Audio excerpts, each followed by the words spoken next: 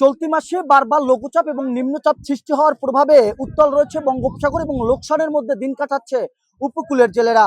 আমি বর্তমানে অবস্থান করছি আলিপুর মহিপুর মৎস্য বন্দরে। আপনাদেরকে জানিয়ে রাখতে চাই যে গভীর বঙ্গোপসাগরে একটি নিম্নচাপ সৃষ্টি হয়েছে। নিম্নচাপের প্রভাবে পায়রা সমুদ্র বন্দর সহ দেশের 4 সমুদ্র বন্দরে 3 নম্বর স্থানীয় সতর্ক সংকেত বিরাজ করছে।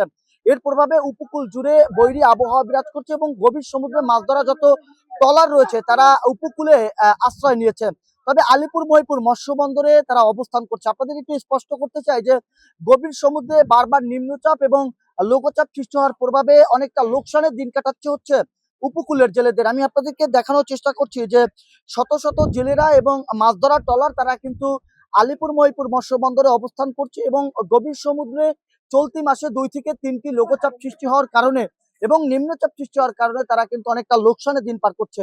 আমি এ বিষয়ে জেলেদের সাথে কথা বলেছি, তারা আমাদেরকে জানিয়েছে যে বৈরী আবহাওয়াকে কেন্দ্র করে উপকূল জুড়ে যে বারবার থেমে থেমে লঘুচাপ এবং উত্তাল হওয়ায় সমুদ্র সৈকত, এর প্রভাবে উপকূল জুড়ে যে জেলেরা রয়েছে তাদের মধ্যে অনেকটা আতঙ্ক বিরাজ করছে এবং বৈরী আবহাওয়াকে কেন্দ্র করে পায়রা সমুদ্র বন্দরে যে নিম্নচাপ সৃষ্টি হয়েছে, এই নিম্নচাপের প্রভাবে সব থেকে বেশি লোকসানে দিন কাটছে আলিপুর মহিপুরের অর্থাৎ উপকূল জুড়ে যত জেলেরা রয়েছে তাদের।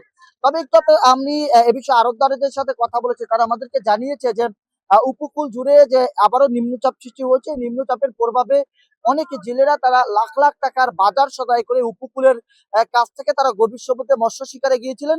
তবে হঠাৎ করে উত্তাল হওয়ার কারণে আবার নিম্নচাপ বা লঘুচাপ সৃষ্টি হওয়ার কারণে তারা অনেকটা লোকসানের মধ্যে পড়েছে।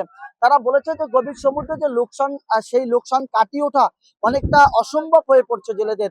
আমি এ বিষয়ে আবারও একাধিক জেলেদের সাথে কথা বলেছি, তারা বলেছে যে আমরা গভীর সমুদ্রে কিনারা থেকে গভীর সমুদ্রে লাখ টাকার বাজার সদাই নিয়ে মাছ ধরতে গিয়েছিলাম।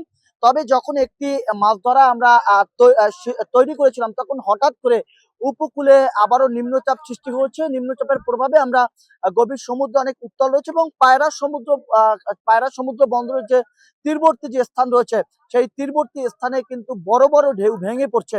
এর প্রভাবে উপকূল জুড়ে যে মাছ ধরার ট্রলার গুলো রয়েছে তারা অনেকটা লোকসানে রয়েছে এবং লাখ লাখ টাকার লোকসান তারা কাটিয়ে ওঠা একেবারে অসম্ভব হয়ে পড়ছে বলে এমনটা আমাদেরকে বলার চেষ্টা করছে জেলেরা।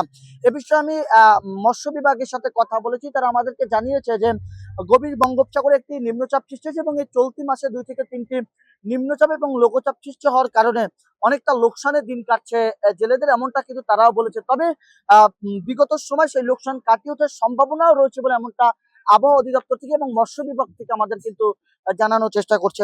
তো সর্বশেষ আপনাদেরকে জানিয়ে রাখতে চাই যে পায়রা সমুদ্র বন্দর সহ দেশের 4 সমুদ্র বন্দরে 3 নম্বর স্থানীয় সতর্ক সংকেত বহাল রাখা হয়েছে এবং এই উপকূল জুড়ে যে বারবার নিম্নচাপ এবং লঘুচাপ সৃষ্টি হওয়ার প্রভাবে সব থেকে বেশি লোকসানের মধ্যে রয়েছে পায়রা সমুদ্র বন্দর এবং উপকূল জুড়ে যে জেলেরা রয়েছে তারা তারা বারবার বলার চেষ্টা করেছে উপকূল জুড়ে যে বারবার লঘুচাপ এবং নিম্নচাপ সৃষ্টি হয়েছে। এই নিম্নচাপকে কেন্দ্র করে উপকূলের সব থেকে খেটে খাওয়া যে দিনমজুর যে জেলেরা রয়েছে তাদের মধ্যে অনেকটা একটি ভয়ঙ্কর রূপ বিরাজ করছে। তারা বলছে যে প্রতিদিনই তারা নিম্নচাপ এবং লঘুচাপ সৃষ্টি হলে প্রতিবারই কিন্তু লাখ লাখ টাকার ক্ষতি সম্মুখীন হচ্ছেন তারা, এমনটা আমাদেরকে বলার চেষ্টা করেছেন উপকূলের জেলেরা। জাহিদুল ইসলাম জাহিদ, বাংলা নিউজ, কুয়াকাটা।